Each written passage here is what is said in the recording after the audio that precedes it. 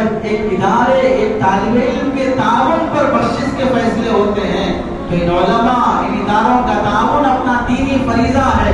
اس لیے یاد رکھ لو، پلو باندھ لو، جس طرح جسم کو جان کی ضرورت ہے، گلاب کو خوشبو کی ضرورت ہے، آنکھوں کو روشنی اور دیکھنے کے لیے بصارت کی ضرورت ہے، سورج کو روشنی کی ضرورت ہے، ہماری ناک کو سانسوں کی ضرورت ہے، دل کو دھڑکن کی ضرورت ہے، اس سے کہیں زیادہ ہمارے ایمان اور اسلام کی حفاظت کے لیے ہمیں مدارس اور علماء کی ضرورت ہے.